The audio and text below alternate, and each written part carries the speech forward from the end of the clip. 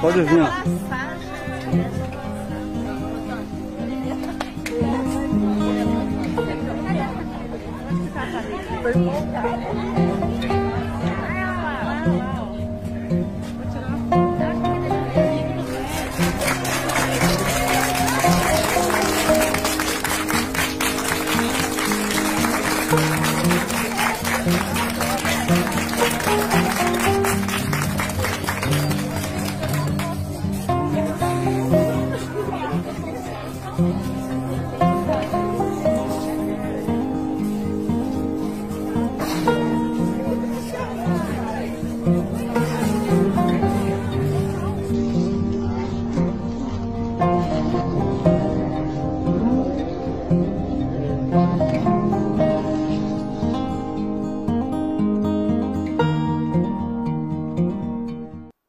Amigos da Web TV Uai, do Bairro em Foco, recebemos com muito prazer e com muita alegria aqui nos estúdios a Zélia Teixeira Laude Filha, moradora do bairro Meu Sonho, que viveu juntamente com a família um drama através da contaminação de um familiar com a Covid-19. E a Zélia fez questão de vir aqui, atendendo ao nosso pedido, ao nosso convite, para relatar tudo aquilo que foi vivido pela família, todo o drama, tudo aquilo que eles viveram nesse período onde o cunhado da Zélia, o senhor Hernandes, contraiu o vírus da Covid-19 e fez o tratamento e, felizmente, ele foi curado desse vírus e dessa doença.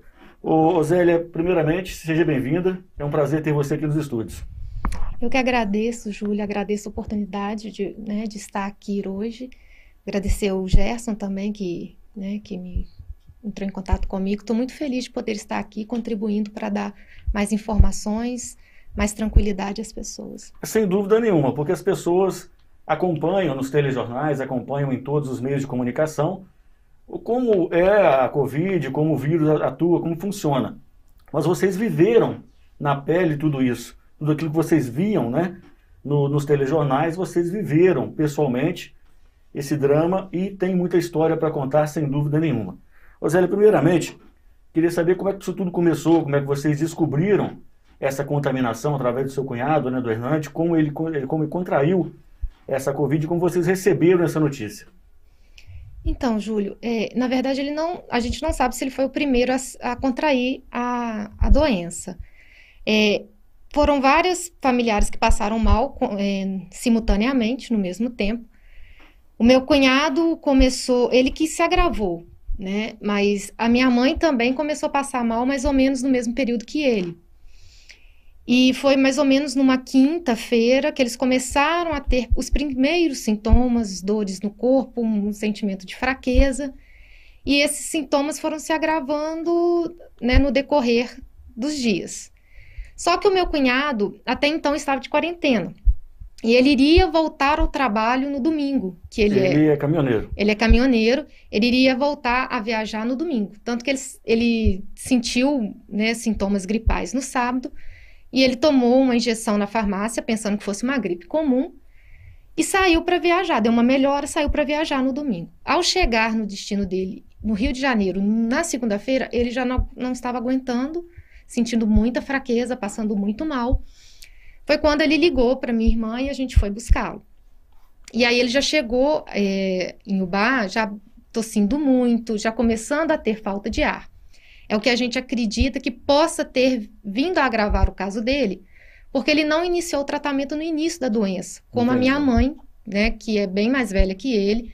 Minha mãe ontem completou 77 anos, e ela iniciou o tratamento com a medicação, azitromicina, cortisona, e conseguiu se recuperar em casa, não precisou ser internada nem nada. Esses medicamentos foram passados pelas autoridades, pelos médicos aqui da cidade. Exatamente, a gente imediatamente procurou a UBS local, né, o Dr. Bruno, né, que eu tenho muito carinho por ele, que atendeu a minha família com muita dedicação, com muito amor, com muita competência. Ele já logo medicou minha mãe e encaminhou ela para o Hospital São Vicente para poder fazer o exame, porque pelos sintomas era muito característico de Covid. Então, o Hernandes não foi, né, como você disse, o primeiro a sofrer os sintomas, a ter os sintomas, né? Não. E, além dele, alguma outra pessoa da família Teve assim teve alguma internação? Foi preciso alguma internação? Ou todo mundo Não. fez a quarentena em casa, fez aquele período de isolamento em casa? Foi assim que aconteceu? Todos que tivemos contato, né, com ele, com minha mãe, fizemos o isolamento.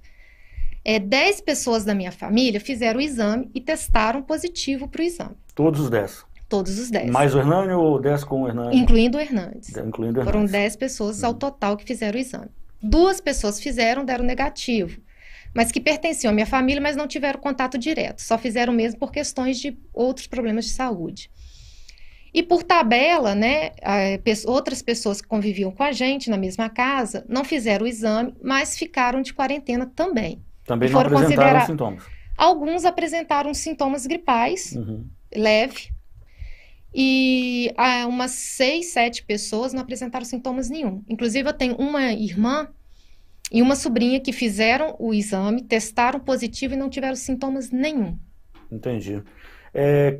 Quando começou isso? Tem uma data mais ou menos de quando começaram a sentir sintomas? Foi final de abril, em torno do dia 28 de abril. E até o resultado positivo ou negativo dos exames demorou quanto tempo?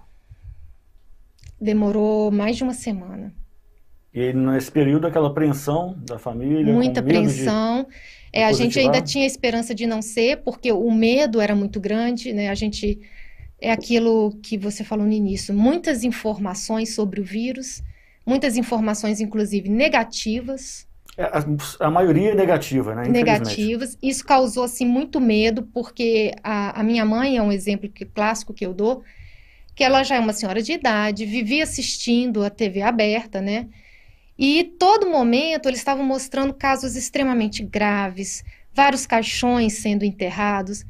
E quando a minha mãe teve a notícia de que ela poderia estar infectada por esse vírus e outros familiares também, ela entrou numa crise depressiva muito forte, que a gente está tratando até hoje, achando que fosse todo mundo morrer. Era esse o pensamento dela, vai todo mundo morrer, a nossa família vai acabar. E foi totalmente o contrário. O vírus foi muito tranquilo passar por ele, a maioria dos meus familiares, exceto o meu cunhado. Foi uma gripe forte que nós tratamos com repouso, com medicação correta e passou. Mas o estrago emocional ainda, né, está sob nós, causando um certo, né, desconforto, porque ainda tem o medo, as incertezas, né, muitas incertezas sobre esse vírus. Você testou positivo? Eu testei positivo. E você teve sintomas? Tive sintomas leves, tive dor no corpo, os meus sintomas iniciais, como eu já tive dengue 3 vezes, né, eu conheço bem os sintomas da dengue. Então, os meus sintomas nos 2 primeiros dias foram idênticos aos sintomas da dengue. Dor no corpo, calafrio, dor de cabeça. No início você, de repente, até pensou que fosse mais uma vez Eu achei que fosse dengue. Eu tinha, assim, certeza quase absoluta que era dengue. Quando, assim, a minha mãe passou mal e o médico suspeitou de Covid, que eu tive um certo choque. Eu falei assim, nossa, será que não é dengue? Eu tô enganada. E aí, a partir do 3º dia, eu comecei a ter um pouquinho de tosse e perdi o olfato e o paladar. Que aí eu fiquei... São sintomas muito característicos da Covid. Que são característicos de outras doenças também, a perda do olfato e paladar, mas que também se enquadram no caso da Covid, né? Mas aí foi muita coincidência, né? Uns sintomas tão característicos como a perda do olfato e do paladar e várias pessoas na minha família tendo sintomas gripais. Então aí a gente já começou a ficar mais alerta que realmente deveria ser o vírus. Agora, como é que foi o atendimento e o acompanhamento por parte das autoridades de saúde aqui da nossa cidade com relação à sua família, com relação ao problema? Então, Júlia, acho que a gente tem muito que agradecer a administração de Ubal, o doutor Edson, que está fazendo uma administração aí muito limpa, muito justa, e os profissionais da saúde também, que não entraram nessa onda de politização do vírus, estão realmente trabalhando com honestidade, com competência, dentro da área deles. E Ubá é uma cidade muito privilegiada, porque aqui estão realmente lutando contra o vírus. E o tratamento está sendo feito da melhor maneira possível, numa competência imensa, né? Os profissionais lá do Hospital Santa Isabel foram, além de extremamente competentes, extremamente humanos, trataram a gente com todo carinho, com todo respeito. Muito profissionais, né? Muito profissionais. E eu queria até reiterar o meu agradecimento a eles, a todos os funcionários do Hospital Santa Isabel, todos, desde, né, do pessoal da lavanderia, como o Sodré falou, todos estão dentro dos nossos corações, dentro, né, das nossas orações, porque vocês realmente são verdadeiros heróis para todos nós, estão aí todos os dias lutando, né, se arriscando, e vocês merecem aí toda, né, a nossa honra, o nosso carinho, a nossa homenagem. Ô Zélia, situações diferentes, né, de vocês, demais familiares, e do Hernandes, né? Houve algum acompanhamento de vocês que fizeram isolamento em casa? A Secretaria de Saúde, em algum momento, acompanhou o isolamento de vocês para ver se realmente estavam cumprindo as determinações? Sim, a Sandra, né, ela ligava, mandava mensagem, né, praticamente todos os dias para nós, dando orientação, esclarecendo as dúvidas. O doutor Bruno, lá da UBS, né, a Cristiane, enfermeira, estavam também à disposição. Tudo que a gente precisava, a gente ligava, eles esclareciam. Se precisasse de alguma receita, alguma medicação, eles enviavam para a gente. Uhum. Então, assim, foi muito bem arquitetado todo o trabalho deles, de forma de nos manter no isolamento, mas sem deixar com que ficássemos sem assistências e desesperados, né? Com medo, com Sim. Dúvidas. De certa Né? forma, Através assim, houve um apoio, né? do apoio emocional dele. Sim, Agora, quanto tivemos ao muito. Hernandes, como é que foi o tratamento dele? Ele chegou a ser internado na UTI? Como é que foi feito? Sim, o Hernandes, quando ele começou a sentir muita falta de ar, nós levamos ele até o Hospital São Vicente, que era o que estava sendo divulgado, né, como indicação de tratamento para Covid. Até então nós pensávamos que o Hospital São Vicente estaria totalmente equipado e preparado para atender os casos de Covid. Então nós levamos ele para lá. Só que chegando lá, a doutora Gabriela verificou que o caso dele já estava um pouco grave. Já estava bem grave, né? Ele já estava com falta de ar e ela colocou ele imediatamente no oxigênio. Só que ela nos informou que ele iria possivelmente precisar ser entubado. Só que o São Vicente não está equipado para pacientes graves. Uhum. Então, é um conselho que eu dou a todos, que se já estiverem com sintomas graves, vão diretamente para o Hospital Santa Isabel. Porque o meu cunhado, ele precisou ser transferido, e ele só poderia ser transferido pela ambulância equipada do SAMU. E aí nós deixamos ele por volta de umas 5 horas da tarde no São Vicente, no oxigênio, e nós tivemos que ir para casa, porque a gente também estava com sintomas, então não poderíamos ficar ali, teríamos Sim. que ir para isolamento. Nós passamos a noite em claro esperando notícias da transferência dele, e essa transferência não ocorreu, infelizmente, Júlio. Foi uma das coisas que também agravou um pouco mais o quadro dele. Uma das dificuldades que acabaram dificultando um pouquinho e agravando um pouco mais a situação do Hernandes. Exatamente. Eu não sei por que motivo a equipe do SAMU, né, que estava de plantão naquele horário, não buscou. Até hoje a gente não teve nenhuma justificativa disso, infelizmente. E aí nós tivemos que, né, infelizmente, descumprir o isolamento de forma, né, justa e correr para o hospital para tentar solucionar esse caso. E com muito, né, esforço e implorando, né, o SAMU, a equipe, depois que trocou a equipe do plantão, a equipe nova que pegou o plantão na sexta-feira, foi e transferiu ele para o Santa Isabel. Só que ele chegou lá por volta de umas 9h30. Lá ele foi entubado? Chegou a ser entubado? Ele chegou a ser entubado no São Vicente de forma precária, né? A doutora Gabriela foi, né, heroína também, que ela fez o que ela podia e não podia para conseguir entubá-lo e não perdê-lo, né? Mas ela, quando chegamos lá, ela já estava em desespero porque ela não sabia, ela não tinha mais recurso nenhum para ele ali. E a qualquer momento ela poderia perdê-lo. Mas graças a Deus conseguimos transferi-lo para o Santa Isabel. Ele chegou lá em estado gravíssimo, tanto que quando ele chegou ele teve uma parada cardíaca, né? Ele teve que ser ressuscitado. E a equipe do Santa Isabel não tinha muitas esperanças, né? Olhando o quadro clínico dele ali, estava muito grave. Chegaram a passar isso para a família? Chegou a passar isso para a família, a gente ficou desolado, né? A minha irmã, minhas sobrinhas chegaram em casa assim desesperadas, né? Achando que a gente realmente tinha perdido o nosso querido cunhado. Mas graças a Deus a equipe do Santa Isabel não desistiu nem um minuto, né? Eles ficaram firmes ali, fizeram tudo o que eles podiam, e a cada dia ele tinha uma melhora progressiva, sabe? Isso durou quanto tempo, desde a internação dele no Santa Isabel até a liberação, até a alta dele? Exatamente 21 dias. 21 dias. Uhum. Nesse período, a família deve ter ficado, com certeza, com o emocional super abalado. Muitos já haviam, de repente, se livrado dos sintomas pelo número de dias que se passaram, né? E quando que vocês receberam essa notícia de que o Hernandes estaria curado da Covid? Ele ficou 16 dias entubado. Aí, mais ou menos no dia 18, por aí, ele saiu do tubo, começou a respirar, né, naturalmente.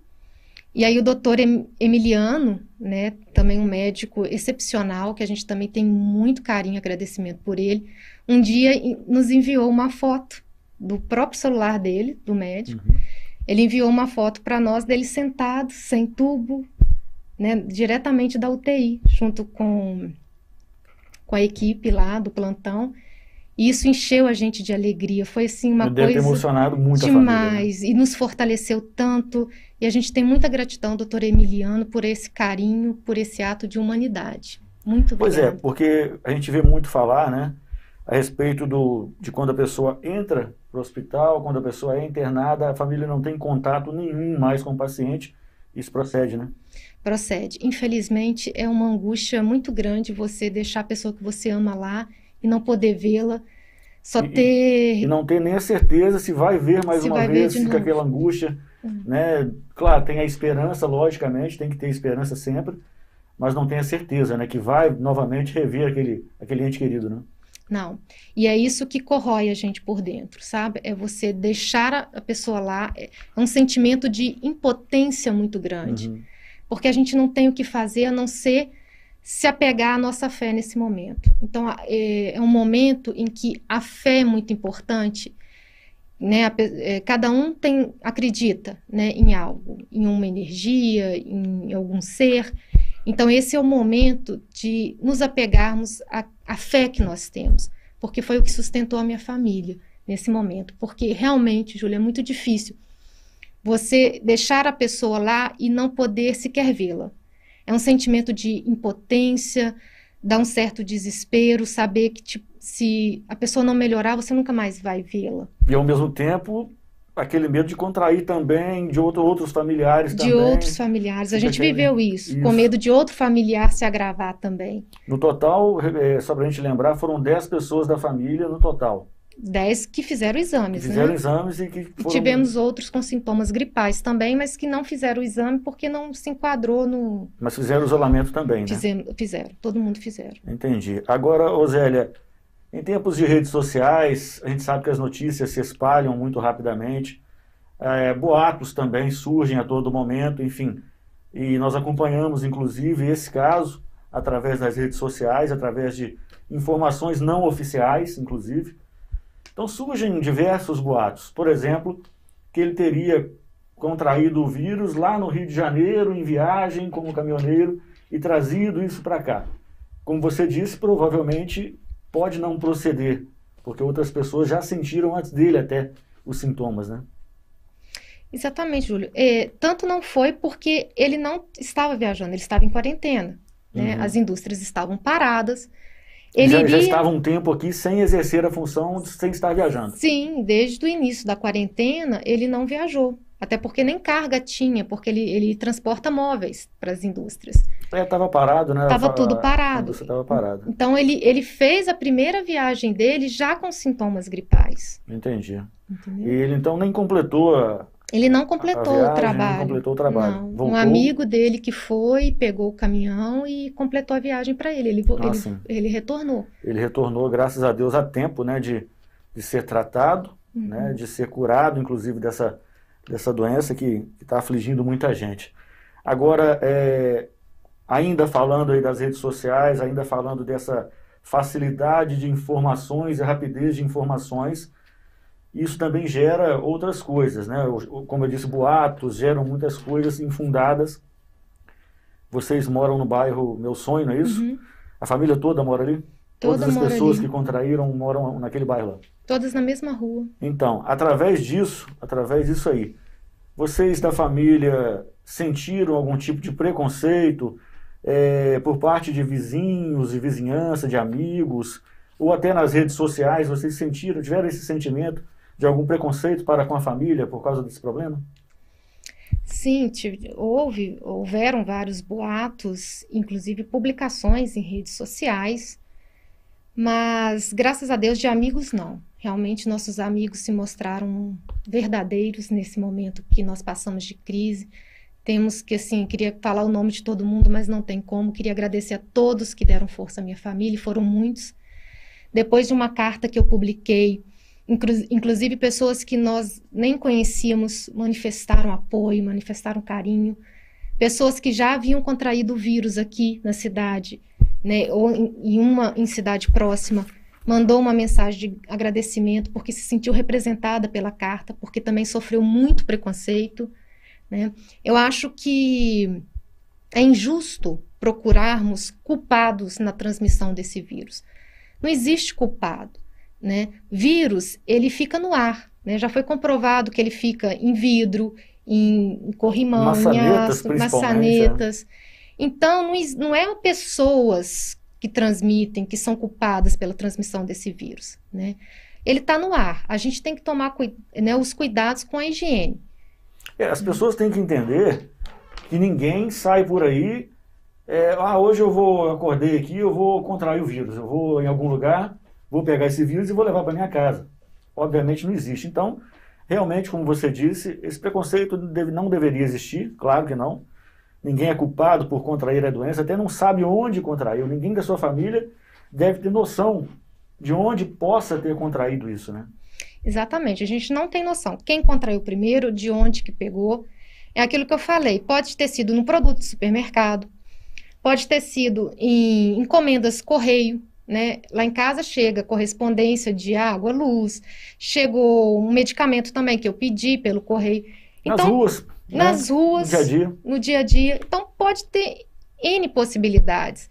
Agora, tentar achar um culpado, eu acho que isso é perda de tempo. Sim. E desnecessário, porque a gente tem que tomar cuidado, cada um, né, usando a máscara no dia a dia, higienizando bem as mãos, né? O verdadeiro, né, combate contra esse vírus é água e sabão, então vamos usar isso, né, o máximo que a gente puder, o máximo que puder. Que é barato, é acessível, todo mundo tem acesso. E não ficar procurando culpados, ficar julgando as pessoas, até porque até a pessoa, quando ela contrai o vírus, até ela começar a ter sintomas, demora dias. Uhum. Então pode ser que muitas pessoas contraem, transmitem sem saber, exatamente. É uma coisa, é uma guerra que eu digo a todos, é invisível. Entendeu? Ela é invisível, a gente não sabe onde esse vírus está, com quem ele está.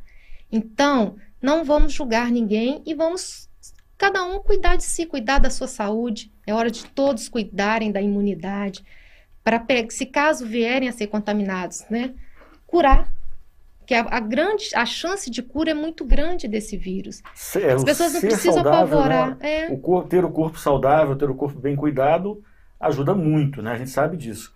Agora, Zélia, toda e qualquer situação, seja ela boa, seja ela ruim, né, que a gente passa em nossas vidas, ela deixa lições. Principalmente as situações difíceis, como essa que vocês viveram, né, nos deixam várias e várias lições. Quais dessas lições principais que vocês tiveram, que você possa dizer que a família teve e tem devido a esse problema que vocês tiveram?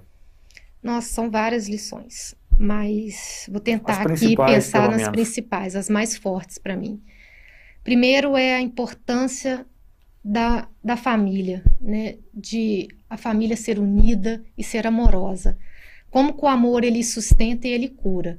E graças a Deus eu tenho uma família muito unida, muito amorosa, e a gente se une mesmo, a gente se abraça mesmo em todos os momentos, e a gente consegue, assim, amparar o outro. E eu acho isso muito importante, valorizar a família, valorizar a união e o amor.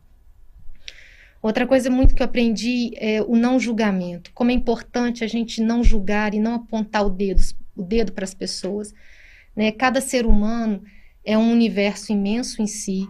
As pessoas têm muitas alegrias e sofrimentos dentro de si. Então, a gente tem que aprender a olhar o outro com amor, com compaixão e com empatia, né? Sempre se colocando no lugar do outro. Isso é muito importante, isso é muito precioso, porque isso faz com que não haja guerra, não haja maldade, e que as pessoas sejam muito mais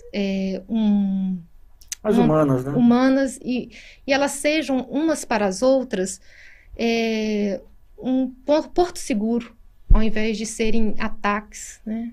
É uma das coisas que geralmente dizem sobre esse período de contaminação, esse período, né, de isolamento que a gente vive, esse período desse perigo iminente que a gente vive aí com o vírus, é que as pessoas se igualaram muito, né? Classes sociais, credos, enfim, cor, raça, isso aí se igualou muito, o vírus igualou muito as pessoas, principalmente os sentimentos, né? E que isso realmente fique de lição. Rosélia, tem alguma coisa que eu não abordei aqui, que você acha importante, que você passe para as pessoas, que você relate? Alguma coisa que não foi aqui dito por nós, que seria importante relatar? O que eu gostaria de dar, né, um conselho às pessoas, é acerca de qualquer sintoma gripal que vocês venham a sentir, né, vá logo a um médico, né, procurem a UBS, ou procure qualquer posto de atendimento, porque nós estamos em uma pandemia. E hoje qualquer sintoma é 90% a 99% de chance de ser o vírus da Covid. Então não vamos ficar em casa pensando, não, eu não tive contato, eu não saí de casa, eu só fui no supermercado. A gente não sabe aonde o vírus está, né? É uma guerra contra o invisível.